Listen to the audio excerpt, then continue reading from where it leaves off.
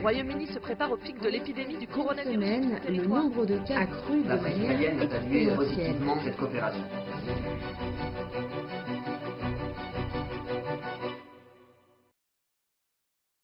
Le gouvernement britannique a réagi tardivement à la propagation du coronavirus sur son territoire, mais doit désormais faire face aux difficultés du NHS, le service de santé publique britannique.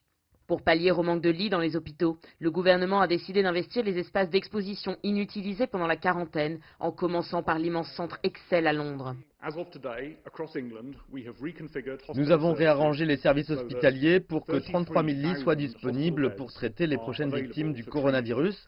Pour cette raison, nous avons également décidé de construire de nouveaux hôpitaux en très peu de temps, ce qui est extraordinaire, en commençant avec l'hôpital NHS Nightingale de l'Est de Londres.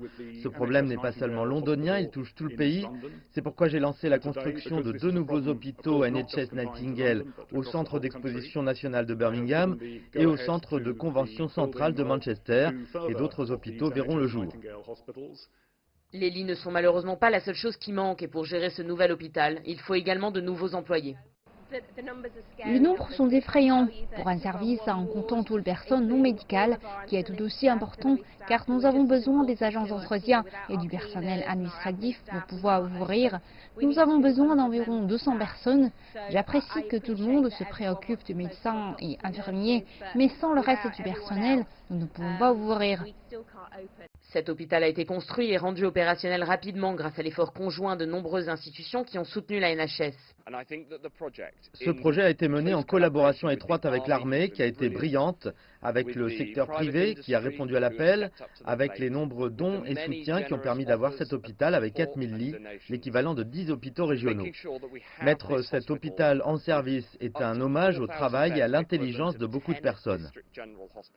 L'hôpital a été inauguré par le secrétaire d'État à la Santé et le prince Charles, qui ont tous deux été contaminés par le coronavirus puis guéris. Le prince a cependant participé à la cérémonie à distance, par vidéo.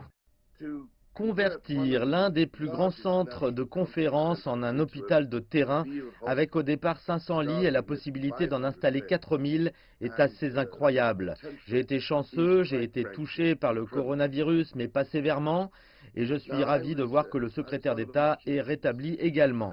Mais pour certains, ce sera plus compliqué. Et je suis donc rassuré que tout le monde puisse recevoir les soins nécessaires et avoir la chance de retourner à une vie normale.